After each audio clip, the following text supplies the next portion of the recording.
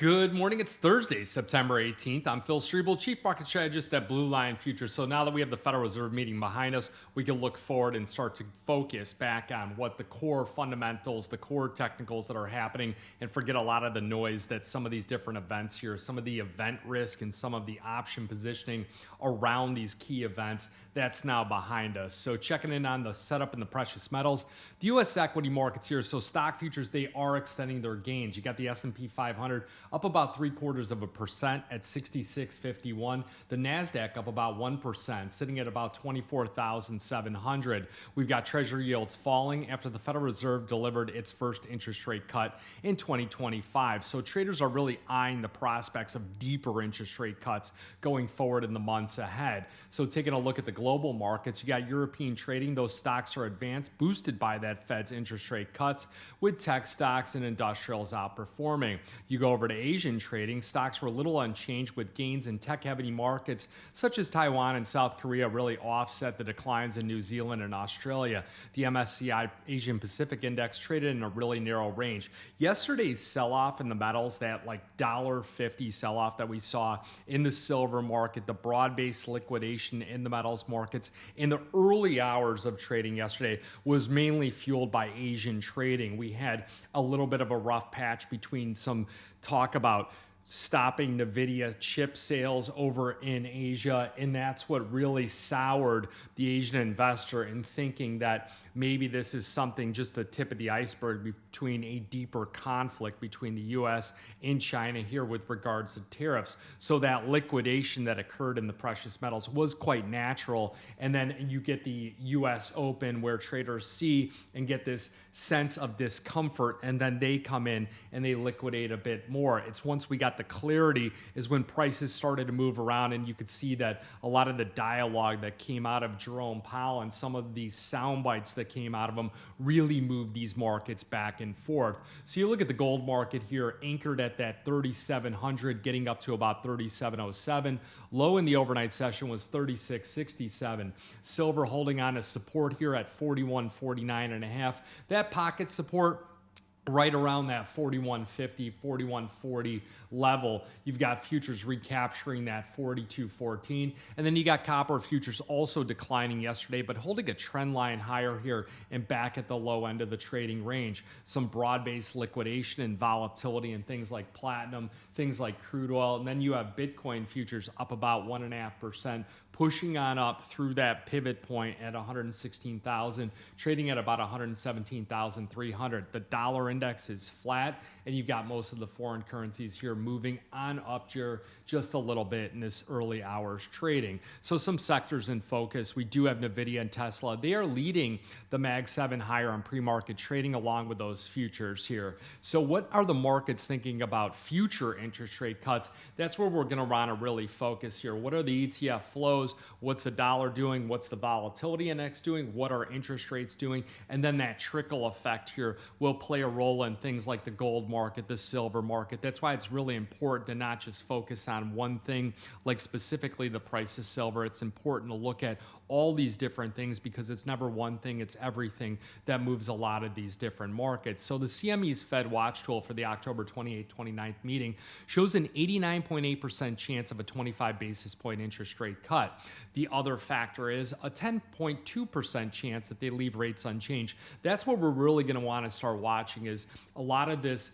One, we'll have some employment data come out here today. Two, we'll want to look at forward employment data, forward inflation data, and how that plays a role here in that Fed's decision going out to October. It's really important that we see the Federal Reserve continue on that interest rate cutting path in order to propel many of these prices higher. Now, I do expect to see a stagflationary environment, which will continue to provide some support on the gold market, should have a trickle effect on the silver markets, with that ratio sitting at about 87-1.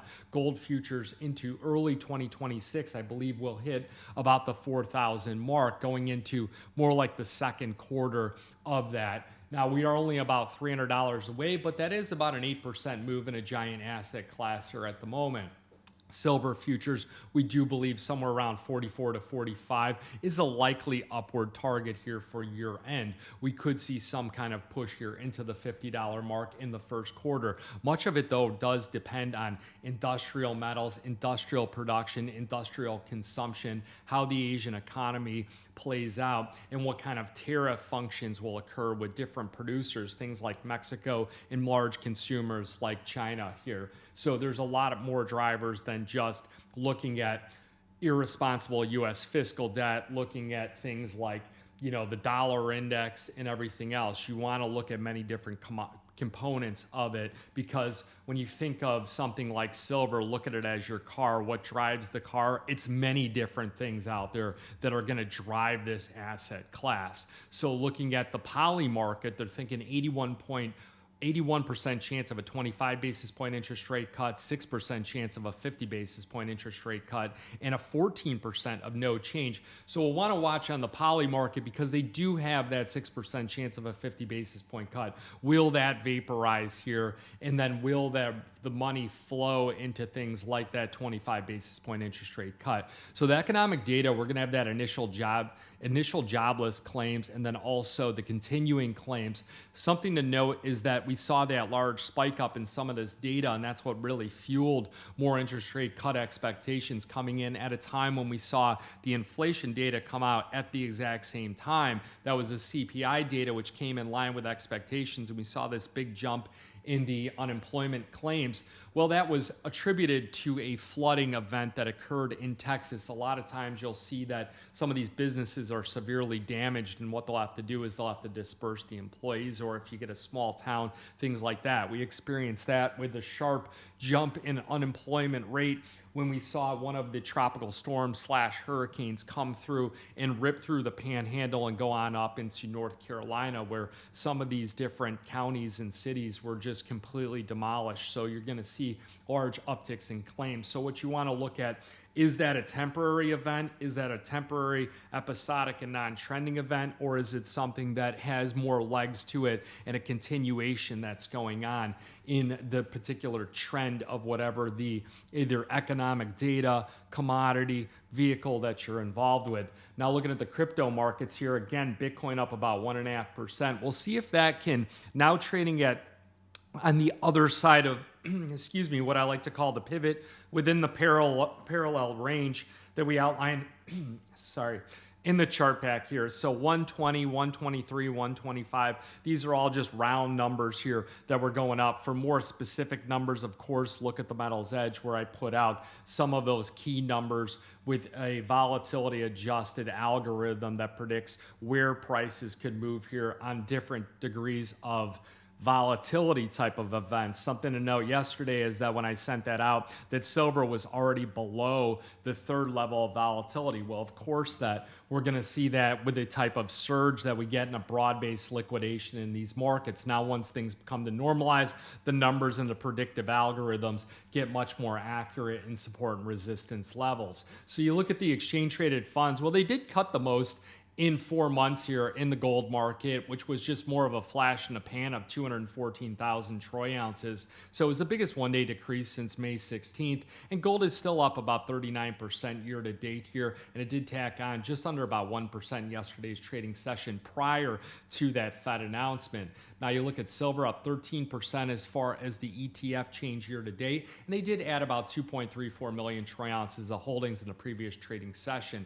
I did a little bit of a dialogue yesterday on how these ETFs are able to acquire so much and liquidate so much so fast here. So if you didn't catch that, that's at the tail end of yesterday's video. So if you got any questions, you'd love to open up a futures trading account.